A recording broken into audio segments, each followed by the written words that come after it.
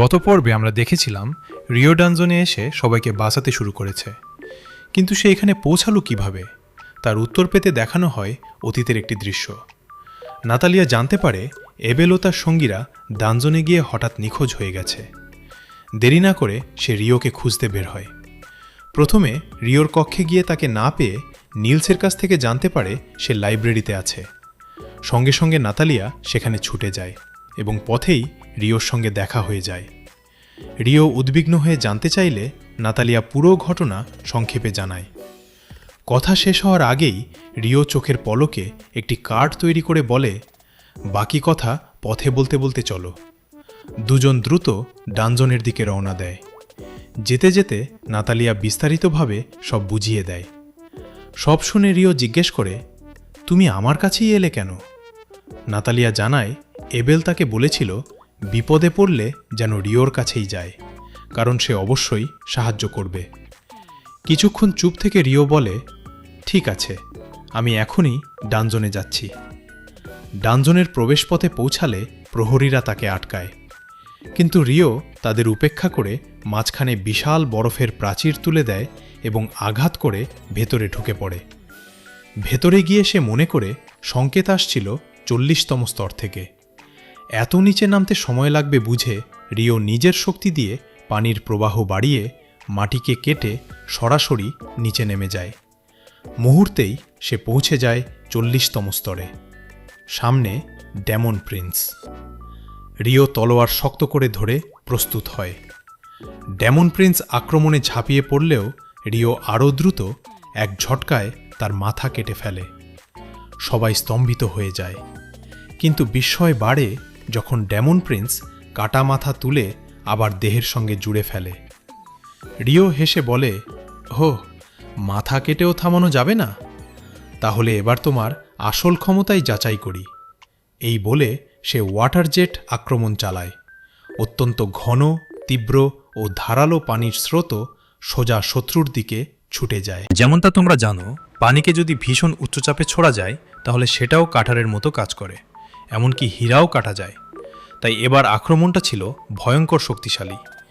এই আঘাতে demon Prince টিকতে পারেনি। মুহূর্তেই তার দেহ ছোট ছোট টুকরো হয়ে যায় আর তার মূল কোরটাও চুরমার হয়ে ভেঙে যায়। সেখানেই শেষ হয় ডেমন প্রিন্সের অধ্যায়। সব দেখে অ্যাবেল মুগ্ধ হয়ে রিওকে ধন্যবাদ জানায় সবাইকে বাঁচানোর জন্য। রিও হালকা হেসে বলে, ধন্যবাদ দেওয়ার দরকার নেই, দিতে চাইলে ক্যাফেটেরিয়ায় ভালো একটা খাবার খাওয়ালেই চলবে। অ্যাবেল হাসতে হাসতে বলে, একদিন নয়, পুরো এক সপ্তাহ খাওয়াবো। ঠিক তখন রিয়া ছুটে এসে অ্যাবেলকে জড়িয়ে ধরে। তাকে জীবিত দেখে তার চোখে স্বস্তি আর আনন্দ ছড়ে পড়ে। এর মাঝেই দাদাজি এসে রিওর দিকে তাকিয়ে বলেন, আমার নাম মার্থার, আমি রয়্যাল ম্যাজিশিয়ান ব্যুরোর উপদেষ্টা। আমাদের বাঁচানোর জন্য তোমাকে ধন্যবাদ।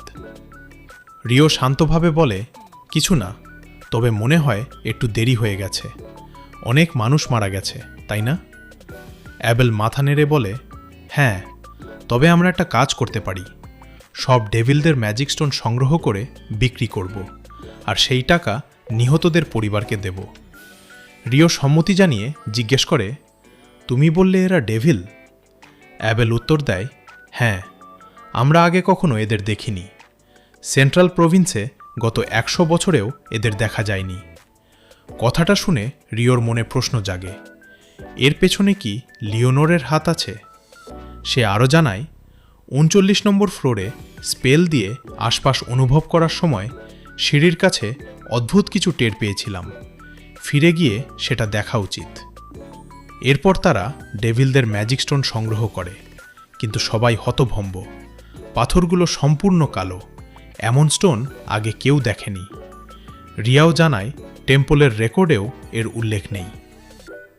জোসেনের দাদাজি বলেন, শোনা যায় ডেভিলরা হঠাৎ যে কোনো জায়গায় আবির্ভূত হতে পারে। আমার মনে হয় তারা স্পেস আর টাইম ম্যাজিক ব্যবহার করতে পারে। পরের দৃশ্যে কয়েক লোক একটি জায়গা পাহারা দিচ্ছিল। ঠিক তখন সেখানে আসে লেনোর। সে বলে, এখানে অদ্ভুত কিছু অনুভব করছিলাম, মনে হচ্ছে মানুষের তৈরি কোনো আল্টার আছে। তার কথা শেষ হতেই এক যুবক চিৎকার করে ওঠে, ডেমন লর্ড, সেখানেই দাঁড়াও, আজ তোমার শেষ দিন। এটা শুনে লন বলল, শেষ পর্যন্ত তোমরা আমাকে ডেমন লর্ড বলছো কেন? একজন সামনে এসে উত্তর দিল, এই অল্টার আমরা অসংখ্য ত্যাগের বিনিময়ে বানিয়েছি, ডেমন লর্ডকে ডেকে এনে তাকে শেষ করার জন্য। লনর ভ্রুকুচকে জিজ্ঞেস করল, তোমরা আসলে কে? ডেমন লর্ডকে ডাকার মতো এত সাহস কোথা থেকে পাও? ছেলেটি দৃঢ়স্বরে বলল, আমার আছে সেই সাহস, কারণ আমি রোমান দ্য হিরো। এ কথা শুনে লনরের চোখ জ্বলে উঠল। সে উত্তেজিত গলায় বলল, তুমি হিরো? তাহলে নিশ্চয়ই শক্তিশালী। এসো, আমার সঙ্গে লড়ো, আমাকে একটু বিনোদন দাও। পরের মুহূর্তেই দেখা গেল লনর খুব সহজেই রোমানকে পরাজিত করেছে। তারপর টেলিপোর্ট হয়ে অল্টারের সামনে দাঁড়িয়ে বিরক্ত স্বরে বলল, লড়াইটা একদমই মজার ছিল না, অন্তত এই অল্টারটা আমি নিয়ে যাচ্ছি। সে অল্টার দখল করতেই সবাই চিৎকার করে উঠল, ডেমন লর্ড, এটা করবেন না। লনর বিরক্ত হয়ে বলল, আমি আবারও বলছি, আমি ডেমন লর্ড নই। তারা প্রতিবাদ করল, মিথ্যে বলো না, এত শক্তিশালী হলে ডেমন লর্ড না হয়ে কিভাবে সম্ভব? একটু চুপ থেকে লনর বলল, এর জবাব আমার জানা নেই, তবে তোমরা যদি একসাথে কাজ করো বর্তমান ডেমন লর্ডকে হারাতে পারবে। আর জেনে রাখো, আমার থেকেও অনেক বেশি শক্তিশালী মানুষ আছে। আমি একবার এক ভীষণ শক্তিশালী মানুষের সঙ্গে লড়েছিলাম, তার নাম রিও। রোমান বিস্মিত হয়ে বলল, আমার থেকেও শক্তিশালী কেউ আছে? লনর শান্তভাবে উত্তর দিল, হ্যাঁ, রিও তোমার থেকে 10,000 গুণ বেশি শক্তিশালী। এ কথা বলেই সে অদৃশ্য হয়ে গেল। পরবর্তী দৃশ্যে রিও দাদাজির সঙ্গে সেই গোলাকার বস্তুটি পরীক্ষা করছে যা সে সিঁড়ির কাছে পেয়েছিল। বস্তুটির ভেতর থেকে সামান্য মানা বের হচ্ছিল, কিন্তু সেটি আসলে কি তা কেউই জানত না, তাই তারা সেটি সঙ্গে নিয়ে যায়। পথে রিও এবলকে জিজ্ঞেস করল, সেই দোকানটার কথা বলবে যেখানে নাকি সবচেয়ে মজাদার কারি পাওয়া যায়? এবেল হেসে ঠিকানা জানিয়ে দিল। ডানজিয়নের বাইরে এসে তারা গিল্ড মাস্টারের মুখোমুখি হল। সবাইকে নিরাপদে দেখে তিনি স্বস্তি পেলেও রিওর দিকে তাকিয়ে রাগ ভরে বললেন, গার্ডদের কথা না শুনে তুমি কেন সরাসরি ভেতরে ঢুকেছিলে? রিও চুপ করেছিল। ঠিক তখনই আর্থার এগিয়ে এসে বলল, এভাবে রিওর সঙ্গে কথা বলবেন না, ও যদি ভেতরে না যেত আমরা কেউই বাঁচতাম না। গিল্ড মাস্টার বিভ্রান্ত হয়ে বললেন, তুমি এমন কথা কেন বলছো? আর্থার শান্তভাবে উত্তর দিল, চলুন তাঁবুর ভেতরে যান, আমি সব খুলে বলছি। দুজন তাঁবুর ভেতরে ঢোকার পর আর্থার নিচে ঘটে যাওয়া সব ঘটনা ব্যাখ্যা করল। কিভাবে ডেমন প্রিন্স এবলকে হত্যা করতে যাচ্ছিল, আর ঠিক সেই মুহূর্তে রিও এসে সবাইকে রক্ষা করে। সব শুনে আর্থার জিজ্ঞেস করল, রিও সম্পর্কে আপনি কতটা জানেন? গিল্ড মাস্টার মাথা নাড়লেন, খুব বেশি কিছু না, শুধু জানি সে এবলের বন্ধু। আর্থার বিস্ময়ে বলল, অবিশ্বাস্য, এবল এমন এক বন্ধুকে বানিয়েছে যে ডেমন প্রিন্সকে এক আঘাতে শেষ করতে পারে? গিল্ড মাস্টার চমকে উঠলেন, কি বলছো, রিও এমনটা করেছে? আর্থার দৃঢ় কণ্ঠে জানালো, হ্যাঁ, কয়েক সেকেন্ডেই সে তাদের শেষ করেছে। আমাদের জন্য ভালো হবে রিও শুধু একজন দক্ষ ম্যাজিশিয়ান হিসেবেই পরিচিত থাকুক। উন্মাদ অভিজাতরা যদি তার শক্তির কথা জানতে পারে তারা বাধা হয়ে দাঁড়াবে, তাই আজকের ঘটনা গোপন রাখাই ভালো। গিল্ড মাস্টার গম্ভীরভাবে বললেন, ঠিক আছে, কোনো রেকর্ড রাখা হবে না। সবচেয়ে ভালো হবে রিও যেন কখনো আমাদের শত্রু না হয়। পরদিন রিও তার বন্ধুদের সঙ্গে বের হয়, কিন্তু তার গতি এত দ্রুত যে সবাই পিছিয়ে পড়ে। কিছুক্ষণের মধ্যেই সে শহরে পৌঁছে যায়। হঠাৎ সুস্বাদু খাবারের গন্ধে সে একটি দোকানের সামনে থামে। সেখানে গরম কারি বিক্রি হচ্ছে।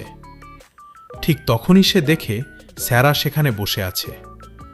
স্যারা অবাক হয়ে জিজ্ঞেস করল, তুমি এখানে কি? রিও হেসে বলল, খাবারের গন্ধ পেয়েছিলাম। স্যারা তাকে বসতে বলল। Rio medium spicy curry order করতেই স্যারাও একইটা অর্ডার করল।